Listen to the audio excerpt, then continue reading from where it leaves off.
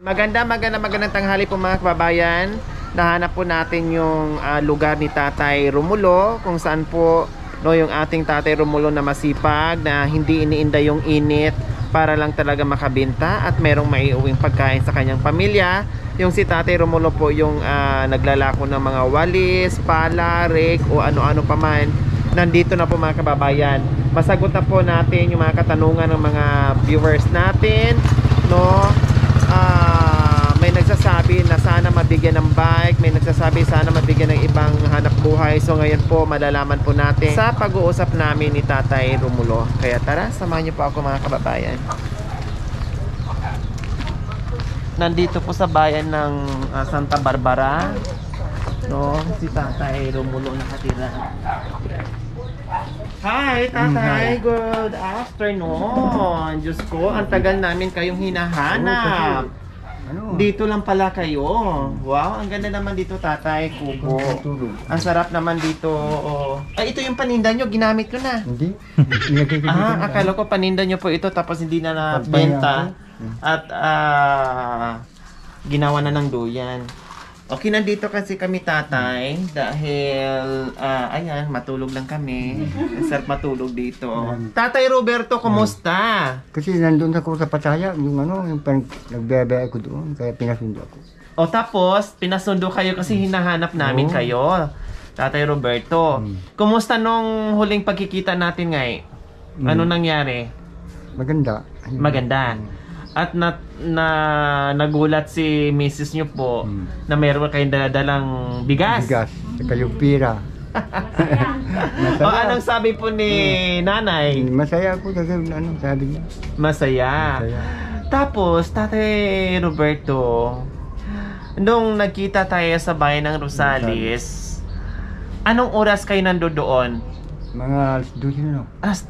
Nagkita tayo mga alas 12 po yon. Pero anong oras po kayo nandoon? Anong oras po kayo? Umaga? Nag-umpisa na po kayo doon? Ikot lang kayo ng ikot doon sa bayan ng Rosales? Oo, sa Santa Maria. Santa Maria? Pati Santa Maria din po. Pero nung pagsundo nyo po sa inyo doon sa bayan, saan na po kayo dumiretso noon? Umuwi na po dito na Santa Barbara? Oo. So nakamagkano po kayo noon? Binta nyo po, Tatay Roberto? Nabinta ko na lang 6 na piraso. 6 na pirasong wales. Walis, saka tatlong walis yung bininta nyo, binin nyo. Tatlong itak. Nabintahan din po pala kayo ng itak noon. Opo.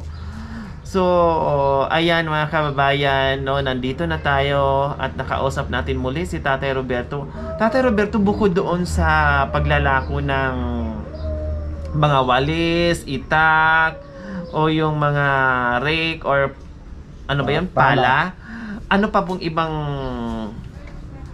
kaya yung gawin na hanap buhay? Kasi pag tumatin na ako, ma'am. Ayan, yung mga na lang. Ano po? Kasi pag tumatanda po kayo, hindi nyo na po kaya. Yun po yung ibig nyo sabihin. Na magbibit-bit po ng mabibigat. Mabigat po yun, Tatay. Sinubukan ko, mabigat po yun. At pinakita nyo po yung shoulder, no? Pinakita nyo po yung balikat nyo. Talagang makapal na po sa kalyo. So, ano pong ibang gawin niyo po, Tatay, para kahit papaano malaman namin at masagot natin ang mga katanungan ng ating mga viewers na ano po ang pwede niyong ibang gawin na hanap buhay bukod pa po doon sa pagtitinda or paglalako ng mga ganyan klaseng paninda? Yung ma'am, paninda ko na mga gulay. Para dito na lang po kayo sa bayan nyo, na hindi na kayo tatawid ng ibang bayan. Babayan, si Tatay, ang dami kasi nagsabi na bigyan ng bike, no? Doon sa paglalako ng mga walis. Hindi po kasi pwede mga kababayan nagbigyan natin ng bike kasi si Tatay, mayroon silang amo, tama po. Si Tatay Roberto mayroong amo, tapos sinusundo lang sila dito sa amo niya and then binabagsak sila sa mga iba't ibang lugar. And then pagdating ng tanghali or pagdating ng hapon, sinusundo na naman sila, no, may oras lang sila para naman ibabalik sila dito sa Santa Barbara. Hindi po sariling paninda ni Tatay Roberto yon. So ngayon, matutupad pa rin po yung bike na ibibigay natin kasi ang napili at gusto ni Tatay na pwedeng ipalit niya doon sa hanap buhay is magtitinda siya ng gulay. Siyempre, pag magtinda ka ng gulay, kailangan mo mayroon kang bicycle, no, yung bike na merong sidecar para doon ilagay yung paninda at ikot-ikot si tatay sa bayan ng Santa Barbara. Yun po yung gusto niyo, Tatay Roberto. No, Tatay Roberto. Sige po, ako'y masaya, no, natuwa ako dahil nakita tayo muli dahil hinahanap at butin lang isa sa mga anak niyo kumontak sa amin at nakausap namin at ngayon nandito na kami sa lugar mo para makapag-usap tayo at masagot din natin yung mga katanungan ng ating mga viewers. So salamat po talaga sa panonood nyo dito sa amin. No, maraming naantig sa inyo, tatay, dahil ang layo ng nilalakad nyo, ang daming naantig, no, sa ginagawa nyong sakripisyo para sa pamilya nyo na kahit may edad na po kayo. Napakasipag nyong tatay. Para kaya tawagan kayong isang dakilang tatay. Kaya ang dami-dami po talagang namangha doon sa ginagawa nyo. Kahit maliit yung kinikita pero hindi iniinda yung alintana sa tirikan ng araw, nandiyan pa rin kayo tumayo para maglakad para kahit papaano, no, meron kayong maiuwi na pagkain para sa pamilya nyo. Okay? So ayan po mga kababayan, ang gusto ni tatay ay magtinda ng mga gulay-gulay. Oh, sige. At saka yung ano, Po? Nag-aaral sa ano, kaya nagtitinda ako, nasa Udalita. Nag-aaral po yung... Yung anak ko, si Bunso. may ilang taon po yung bunso nyo? Yung Bunso, ilan? 21. Ayan. So si tatay may anak na bunsong anak niya nag-aaral 21 years old. Kaya po pala nagsisipag si Tatay Roberto para doon sa pangtusto sa bunsong anak niya na nag-aaral. Okay ka na doon, tatay? Sana si tatay may gusto nun na gusto niya magtinda ng gulay. So ayan na po, bibigyan po natin ng panimulang negosyo si Tatay Roberto. Bigyan natin ng bike na may sidecar para yun ang paglalagyan ng paninda niya. Sige.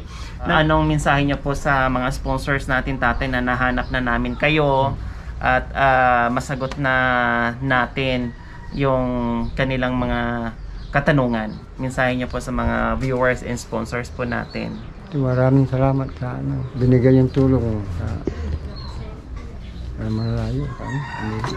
Masaya.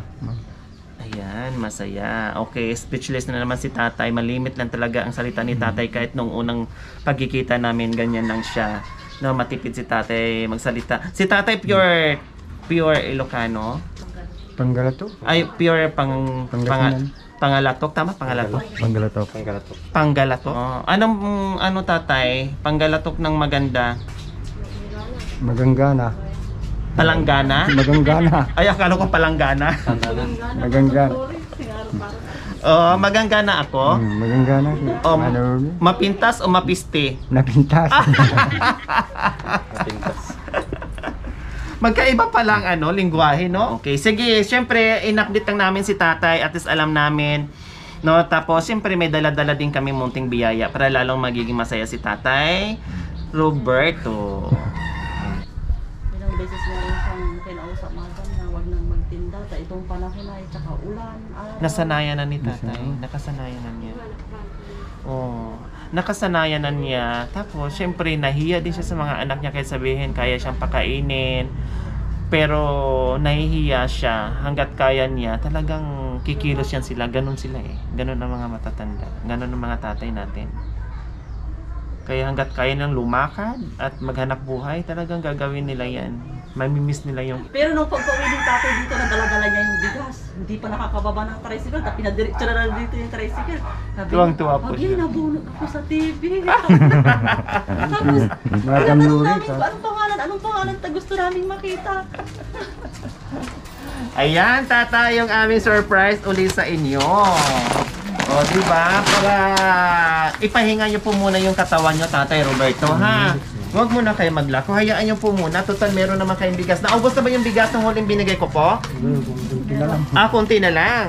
O, kundi meron ka na naman, may isang sakong bigas uli. Kung ano yung binigay ko noong nakaraan, ito pa rin yun, Tatay Roberto. Pahingan nyo muna yung katawan nyo, Tatay, ha? At babalik ako dito, tatawag ako uli dito sa apo nyo, no? Para pagbalik namin dito, gagawa namin ng paraan para makapag-simula ka na doon sa kahilingan mo na magtinda ng mga gulay-gulay. And then syempre yung bike matutuloy pa rin po, mga kababayan. Bibigyan din natin kasi magiging lagayan ng ng paninda niya. Yung bike, tatay, na yung maliit lang na may ano, yung parang may sidecar. Pedicar na tinatawag. So, yun ibibigay namin. Naikot yun na po yung buong Pangasinan, tatay. Lahat naman, hanggang Mindanao. Yung pa. Bakit nakarating pa kayo ng Mindanao? Yung wala Abo pang- sayap ba kayo? Yung wala pang Joke gimmick. lang po. Wala pong panding. Yung wala Ay, talagang dinadala kayo doon sa mga, sa amo nyo. Doon, Kung saan. Kung saan-saang lugar. kahit saan dito. Tapos pag halimbawa nakapunta kayo ng Mindanao, Tatay Roberto, ilang buwan naman po kayo doon? Matagal, mga 8 buwan. Mag-ikot-ikot kami doon. Hindi kayo uuwi hanggat hindi kayo makauwi din ng pera. Pagkatira. Yun, naalala namin yan, ma'am. Nung maliliit pa kayo. kami. As in, buwan bago sila umuwi. Yung si tatay ba talaga is buhat ng maliliit kay ganyan na ang ginagawa? Nagagags na namin. Taga naman. Sobrang sipag pala talaga ni tatay. Talagang dapat rin na huminto na siya. Sana madam. Huminto na kayo, tatay. Kasi masakit yung katawan ko. Kung ito. Oh, di ba? Tama nga talaga ako. Hindi nila kaya, hanggat kaya nilang kumilos, talagang gagawa yan sila ng paraan kung paano sila maganap buhay, no? Kasi yun na yung nakasanayan nila. Kasi katuwiran nila, pag huminto sila, magkakasakit sila at manghihina. Tama po. Kaya, kagabi, sinundo ako. Nandun ako sa Pataya. Opo, anong ginawa niyo po? Buti umuwi po kayo. Uwi ka, tayo sabi na.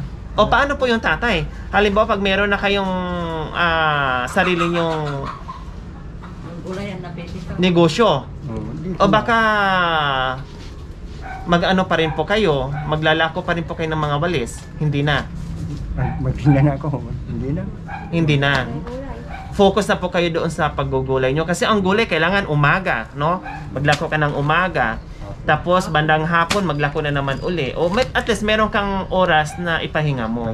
Kaya maibsan yung pagbibilad mo sa araw kasi yun hindi ka iikot talaga ng sobra-sobra. Yun kailangan nun ano Magandang gulay mo, dito lang sila. O kung prutas, bahala ka na magpalago doon, no? Bahala ka na kung ano pang ibang diskarte mong gawin.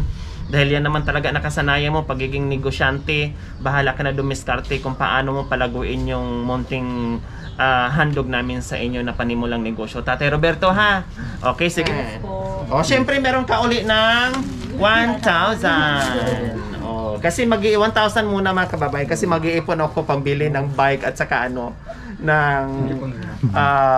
panglaman doon, no? Yung mga gulay-gulay. Assorted na po yung kung ano-anong itinda ni tatay. Okay, maraming salamat po sa ating pioneer sponsor, Ma'am Hilda Lim, sa ating silent sponsor, Sir Nestor and Ma'am Tess from Vallejo, California, Ma'am Edna Hastings. Maraming salamat po sa iyong ginito ang puso. Nawa ipagpalain ka ng Panginoong Diyos. Nawa ibigyan kayo ng kalakasan ng katawan sa araw-araw. Nawa ibigyan kayo ng mahabang buhay. Upang sa ganoon, marami pa tayong matulungan mga kababayan natin na lubos na nangangailangan na tulad nila. Maraming salamat po. So, Salamat.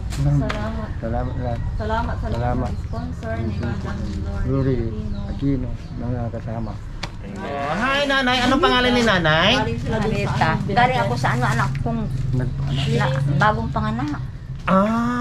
Kayo po ang nagpaanak, kumadrona. Hindi naman po. Binantayan niyo po. So anong pangalan ni nanay? Marita. Marita, ayan, si Nanay Marita. O Nanay Marita, nung umuwi si Tatay Roberto nung galing siya naglako ng walis, anong dala-dala niya? Bigas. Bigas. Oh, anong sabi niyo po sa kanya? Siyempre naman natuwa kung saan galing yun. O anong sagot ni Tatay Roberto sa inyo? Yung ang pangalan Lori, sabi niya. Sabi niya, hindi pa talagang tanda niya. Oo. Talagang tanda niya yung pangalan ko. Kaya ng mga anak ko. Sinerge po namin agad. Oh, tapos, Buti na nung... sabi ko, may nakasulat sa damit niya na Lori Aquino. Basta yun, hindi Tali. Ang galing pa ng tumada ni tatay, no? Kahit halos hindi tumitingin si tatay sa akin habang kinakausap ko, pero yung utak niya naglalaro na, nagmamasidang pala kung anong ginagawa na. Pati yung pangalan ko nasipat niya. Sinabi niya, binila niya dito sa mga gamit bahay namin. Tuwang-tuwa po si Oo, tatay. masaya. Tapos may isang Pira, libo. may 1,000. Wala. Sabi niya. O, di ba? Kasi yung kita ni tatay noon, magkano lang po yung tatay nung pinakita niyo po sa akin? Yung nabintang ko, isang walis lang. O, isang walis lang. Kaya binigyan ko si tatay, no? Bumili kasi Yung 1,000 daw is hirap kitain niya sa isang araw sa paglalako ng walis. Kaya tuwang-tuwa si tatay. Diyos ko, saan ba pupulutin natin yung 1,000 na yun, no? At malaking tulong din po kay tatay yon. At sabi pa ng ating mga sponsor, bakit hindi namin hinatid si tatay? Hindi po namin mahatid si tatay kasi sabi po ni Tatay Roberto ay merong truck na susundo sa kanila para naman pag uwi na dito sa Santa Barbara, sasakyan nila. So kaya hindi po namin hinatid. Hinatid lang po namin doon si tatay sa tabi kung saan doon po sila susunduin ng truck na sinasakyan nila. No, tatay, ano? Ayun. So okay, nanay, salamat ha. Ang sipag-sipag ng lakay nyo. Ang sipag-sipag ni Kasi may Mister. puso pa namin anak na pinapaaral. Ayun, kaya kahit Tapos may edad na si sana tatay, po. tuloy-tuloy pa rin po sa paghahanap buhay. Kahit kaunti-kaunti. Opo. Tapos ngayon magkakaroon na si tatay ng hindi na siya maglalako. Iba na ang ilalako niya. Paninda na sarili niyang paninda. Gulay. Ay, gulay. Oh, at bibigyan ko siya ng bike na may sidecar. Halabira, hichachahi. Nagulat si tatay. Halapi kahibira, hichachahi. Ayan. Kasi magaling to magchacha kasi matibay ang tuhod Ito yung ni... mga kasama ko, itong nakita ko, matuto. Uy, napaiyak-iyak si tatay. Napaiyak-iyak si Inaalo ko tatay. siya, bili ka na, sir, ng ano ka ako. Paninda ko ka ako. Napaiyak si tatay. Sa Thirst of Joy yan. Maraming Sinalok tayo ni tatay. Kasi Kasi sabi, sige sir, bili ka na ako. Gusto ko makabinta. Opo, ay oo nga po yung nilapitan. Talagang gusto ni tatay na makabinta siya kahit isa lang. Kaya maraming naantik sa tatay sa kasipagan niyo. O, dahil sa kabaitan niyo, sa kasipagan niyo, no, para sa pamilya mo, o ito ngayon, ibinalik ng sayo ng Panginoong Diyos kung gaano ka kabait. O, di ba? Kaya good luck, tatay. Okay, dito na kami ha. Bye-bye. Bye-bye. Sige po tatay. Mabait tatay. Mabait tatay. See you next week.